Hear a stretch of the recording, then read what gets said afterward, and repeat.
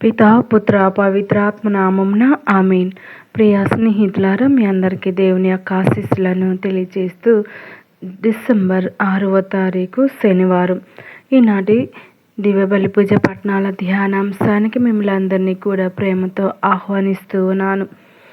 యెషయా గ్రంథం 30వ అధ్యాయం 19వ వచనం నుండి 21వ వచనం వరకు మరియు 23వ వచనం నుండి 26వ వచనం వరకు, భక్తి కీర్తన 147వ కీర్తన 1వ వచనం నుండి 6వ వచనం వరకు, మత్తయి సువార్త 9వ అధ్యాయము 35వ వచనం నుండి 10వ అధ్యాయం 1వ వచనం మరియు 6వ వచనం నుండి 8వ వచనం వరకు చదువుకుని దేవుని యొక్క దీవెనలు పొందుకుందాం. యేసు అన్ని పట్టణములను గ్రామములను తిరిగి ప్రార్థనా మందిరములలో బోధించుచు పరలోక రాజ్యమును గూర్చిన సువార్తను ప్రజలకు ప్రకటించుచు జనుల వ్యాధి బాధలనెల్లా పోగొట్టుచుండెను. యేసు తన 12 శిష్యులను చెంతకు పిలిచి దుష్ట ఆత్మలను పారద్రోలుటకు సకల వ్యాధి బాధలను పోగొట్టుటకు వారికి అధికారమును ఇచ్చెను. కానీ చెదిరిపోయిన గొర్రెల వలెనున్న ఇజ్రాయేలీలు ప్రజల యొద్దకు వెళ్ళి పరలోక రాజ్యము సమీపించినదని ప్రకటింపుడు, వ్యాధిగ్రస్తులను స్వస్థపరపుడు, మరణించిన వారిని జీవంతో లేపుడు, కుష్ఠరోగులను శుద్ధులను గావింపుడు, దయ్యములను వెడలగొట్టుడు, మీరు ఉచితముగా పొందితిరి, ఉచితముగానే వసగుడు. ఇది ప్రభు వాక్కు. సర్వేశ్వరునికి వందనములు.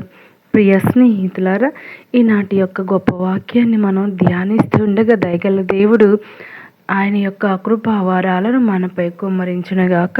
ఆమీన్. ఈ ఆగమన కాలంలో మెస్సయ్య రాకడకు ముందు అలనాటి ప్రజల్లో నెలకొని ఉన్న ఊహలు, ఆశలు, లక్ష్యాలు ఏమిటో ధ్యానించుదాం. క్రీస్తు పూర్వం పాత నిబంధన కాలంలో ఇజ్రాయేలు ప్రజలు మరియు మిగతా ప్రజలు నిరక్షరాస్యులు, చదువు లేనివారు, అక్షర జ్ఞానం లేనివారు, చదువురాని వారిని పామర్లు అనేవారు. జ్ఞానవంతులు, చదువుకున్నవారు, పరిసయ్యులు, ధర్మశాస్త్ర బోధకులు సాధారణ ప్రజలకు చదువుకున్నవారు కాదు. కాబట్టి సాధారణ ప్రజలను నిరక్షరాస్యులను పాపులుగాను పామర్లుగా పరిగణించేవారు. సాధారణ ప్రజలకు చదువు లేదు కనుక వారికి పరిశుద్ధ గ్రంథం గురించి తెలియదు కాబట్టి వారిని పాపులుగా పరిగణించేవారు. చదువురాని సాధారణ ప్రజలు మెస్సయ్య వచ్చినప్పుడు అన్ని విషయాలు తెలియజేస్తాడని యోహాను సువార్త 4వ అధ్యాయం 25వ వచనం విశ్వసించేవారు. మెస్సయ్య వచ్చినప్పుడు దైవరాజ్యం గురించి, పరలోక రాజ్యం గురించిన సువార్తను ప్రజలకు ప్రకటించుచు విశ్వాసమును పెంపొందించి వ్యాధి బాధలను స్వస్థపరిచే లక్ష్యము యేసుక్రీస్తులో కనబడినాయి. ఈ కోణంలో ఈనాటి సువిశేషం ధ్యానించుదాం. చదువురాని పేదలకు పరలోక రాజ్యం గూర్చి మెస్సయ్య బోధిస్తాడని ఆయన రాకడ కోసం నిరీక్షించేవారు. పశ్చాత్తాప హృదయులైన వారిని దేవుడెంతో ఆశీర్వదిస్తాడు అని ఈనాటి మొదటి పట్టణం తెలియజేస్తూ ఉంది. దేవుని యొక్క ఆజ్ఞలను యూదా తిరస్కరించి కొట్టిపారవేసిన కారణంగా ఎంతో విచారకరమైన రోజులను చవిచూసింది అనే విషయాన్ని వివరించిన పిదప యెషయా దేవుని ప్రేమ సందేశాన్ని ప్రకటించాడు.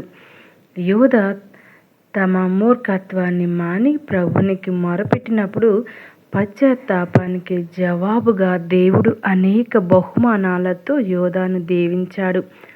తానే స్వయంగా బోధిస్తానని దేవుడు తనను తాను బోధకుడు అంటూ పరిచయం చేసుకున్నాడు. ఈ బోధకుని బోధలు విన్నవారు ఆయన మార్గంలో నడుచుదరని తెలియజేస్తారు. నేటి సువార్తలో యేసు నానా విధములైన జీవన వృత్తులలో నుండి శిష్యులను సమావేశపరిచాడు. ఆయనకు అత్యంత సన్నిహితమైన శిష్యులుగా ఉండునట్లు ఆయన కొందరిని అపోస్తులుగా ఏర్పరచుకున్నారు. వారి వ్యక్తిగత శక్తి సామర్థ్యాలు అర్హత లేక విశ్వసనీయత ఆధారం కాదు, కానీ ప్రభు యొక్క సార్వభౌమాధికారంతో కూడిన చిత్తము మరియు సంకల్పము ప్రకారమే అపోస్తలులు ఎన్నుకోబడినారు.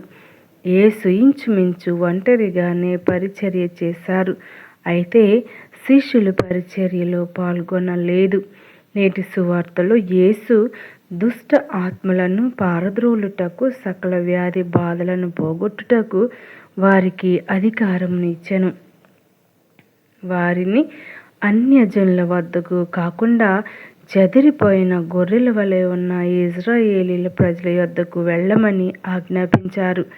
ఈ నిర్బంధం సువార్తలలో ఎక్కడ కనబడలేదు. సమస్త జనులకు రక్షణ తెచ్చుటయే యేసు యొక్క ముఖ్య లక్ష్యం.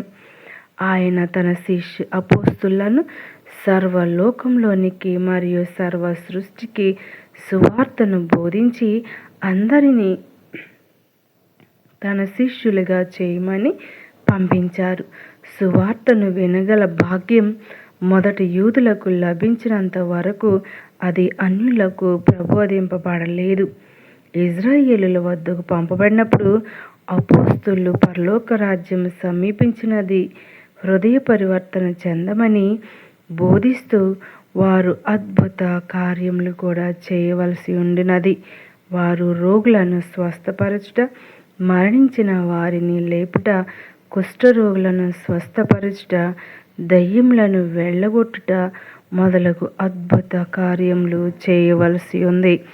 ప్రియ స్నేహితులారా, ఈ యొక్క గొప్ప వాక్యం మనకు సెలవిస్తుండగా దేవుడు మన నుండి కోరుకునేది ఏమిటి అంటే, దేవుడు తనను పిలిచిన వారిని, మెచ్చిన వారికి అనేక విధాలుగా తన యొక్క వాక్యాన్ని బోధిస్తూ, బలపరుస్తూ వారికి కావలసిన వరాలను దేవుడు వారిపై కుమ్మరించారు. మరి శిష్యులకు మాత్రమే కాదు, వారి ద్వారా సువార్తను ఎవరైతే స్వీకరిస్తారో, ఎవరైతే హృదయం నందు నమ్ముతారో, విశ్వసిస్తారో వారికి అనేక రోగాల నుంచి విడుదల కలిగిందని, మరి శిష్యుల ద్వారా దేవుడే వారికి ఆ స్వస్థతను ఇచ్చారని చెప్పేసి ఈనాటి వాక్యం సెలవిస్తూ ఉంది. మరి ప్రియమైన శిష్యులుగా యేసు ప్రభు యొక్క దీవెనలు పొందుకుని ఇతరులకు దీవెనగా మారుదాం. మరి ప్రార్థన జీవితం ద్వారా, ఉపవాస క్రియల ద్వారా, మంచి ప్రవర్తన ద్వారా, విశ్వాసం ద్వారా దేవుని యొక్క వరాలను పొందుకుని మనము ఇతరులకు దైవరాజ్య ప్రకటన సాధించడానికి, చేయటానికి మనం కూడా మన వంతు కృషి చేయమని ప్రభు మనలందరినీ ఆదేశిస్తున్నారు. ప్రియ స్నేహితులారా, ఆయన యొక్క వాక్యము విందాం, చదువుదాం. దేవుడు ఇచ్చేటువంటి తలాంతులను దైవరాజ్యానికి, దైవ ప్రకటనకు ఉపయోగించుదాం.